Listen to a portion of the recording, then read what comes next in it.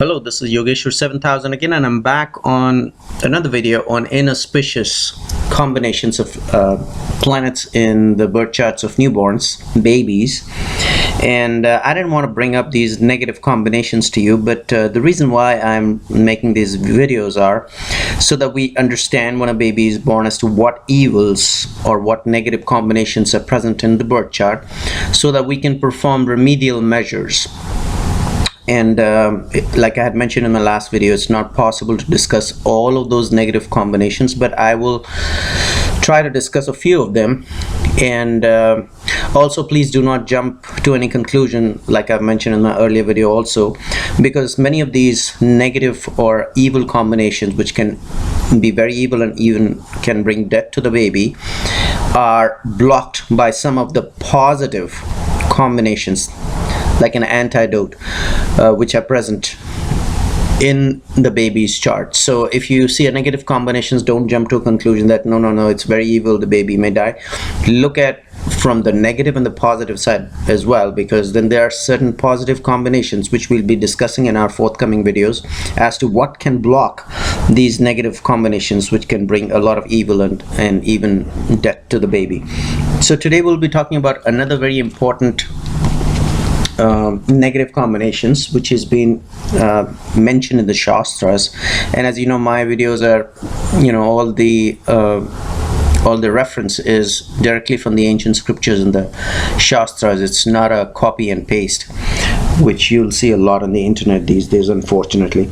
But out of a few negative combinations, this was a very important shloka which I would like to bring to your attention. And the shloka says that in case there's birth in a sandhya, and sandhya is the morning and evening time in a sandhya. So this is sandhya actually is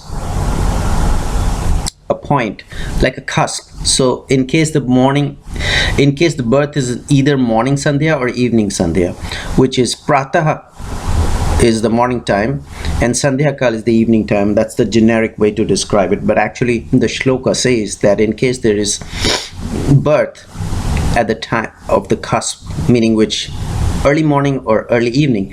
And sandhya has been described technically as when you see the disk, when you see half the disk of the sun at the time of rising of the sun, 72 minutes until 72 minutes after is the sandhya time, when it relates to pratah sandhya, meaning which morning time. So that 72 minutes is very inauspicious. When you see half the disk of the sun at the time of the rise of the sun, 70 until 72 minutes after that time is an inauspicious time for the birth of the baby. Similarly, when you see the sun, the half of the disk of the sun at the time of sunset, 72 minutes or until 72 minutes after you see the half disk of sun at the time of sunset, that time is very inauspicious for the birth of the baby. And the third is in case the child is born in a gandanta, and we'll get into gandanta in a moment. So these are the three things or conditions when it's very inauspicious. I'll repeat. One, if there is birth in either morning or evening time at the time of the cusp, 72 minutes after either the sunrise or the sunset, when half of the sun's disk is appearing, or in the hora ruled by moon. And people who are not familiar with hora, once again, there are 24 hours or horas in a day ruled by these 7 planets. Rahu and Ketu are excluded. In case you want to understand more in detail, please refer to my earlier video on hora. Or in case the birth is in a gandanta. And in every condition, every of these 3 conditions, morning or evening, or hora ruled by moon, or in gandanta, in each of these 3 conditions, the other condition is that the moon and other malefic planets are in a kendra or an angle house. And then it can be so evil that it can bring destruction or even death to the child. So that is the shloka. That's what it says. And I've already explained you what a sandhya is. I've already explained you what a hora is. And Hora, I have a separate video on Hora, but it's pretty standard, straightforward, 24 hours of a day ruled by 7 planets, and there are rules how the rulership occurs on every single 7 days of the week. Rahu and Ketu are excluded. And Gandanta. So Gandanta is the tricky part here, so we'll just get into Gandanta real quick here. It's not very easy to discuss Gandanta in detail because of the size of the video or the length of the video we are limited by, but we'll just go over it real quick. So there are three types of Gandantas. One is a Tithi Gandanta, and Tithi is, Hindus follow not the days, but Hindus follow the Tithis, which is a lunar day based on the movement of the moon. Then is a Nakshatra Gandanta. We know Nakshatra is a constellation. And then there is a Lagna Gandanta. So in either three of these, either the Tithi Gandanta, the Nakshatra Gandanta, or Lagna Gandanta, if the child is born, then it's inauspicious. So what is a Gandanta? Gandanta is the cusp. Basically, in a nutshell, if I were to, not a nutshell, but in a crude way, if I were to explain you, a Gandanta is a cusp. So how does a Tithi Gandanta occur? Well, as we know, that Tithis progress based on the angular distance between the sun and the moon. So when the angular distance between the sun and the moon is 12 degrees, that's the first Tithi. When the angular distance between the sun and moon is 24 degrees, that's the second Tithi. It continues on and on and on until the angular distance of this between the sun and the moon is 180 degrees after 15 days, and that's Purnamasi, full moon day. And then it reverses, where the angular distance reduces between the sun and the moon in every Tithi by 12 degrees until sun and moon are together, and then that's the time that's the point when it is Amawas, which is the dark moon. So that's how the Tithis are calculated. So what is a Tithi Gandanta? Tithi Gandanta is a cusp which happens when the moon jumps from first Varga to the second Varga, and the Vargas are calculated based on 5 Tithis. So 1 to 5. After the 5th Tithi, you move on to the second Varga. So 5 Tithis comprise of a Varga. So whenever there is a cusp between the Vargas and the child is born, at that point, when it is between the 5th Tithi and the 6th Tithi, let's put it this way, don't worry about Vargas. So let's say when the child is born between the 5th Tithi and the 6th Tithi, or the 10th Tithi and the 11th Tithi, these are the time when Gandanta is formed. Okay, so even the 15th Tithi and the 16th Tithi and the 30th Tithi and the first Tithi again. So that's how there are 30 Tithis. One is a waxing main cycle, one is the waxing moon cycle, other is the waning moon cycle.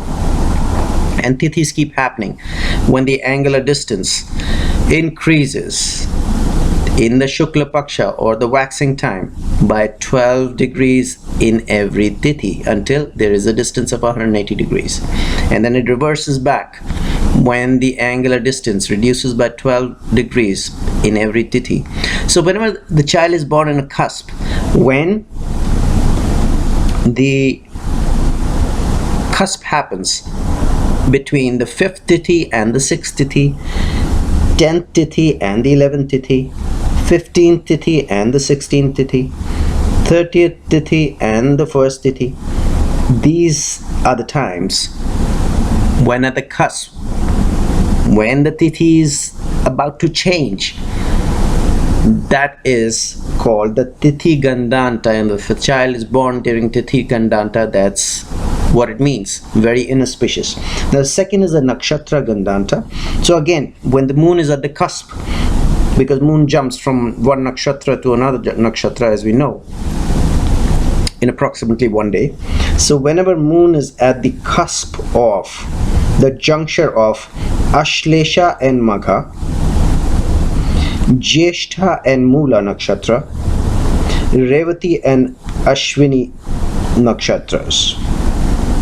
So these are the times when moon is at the cusp,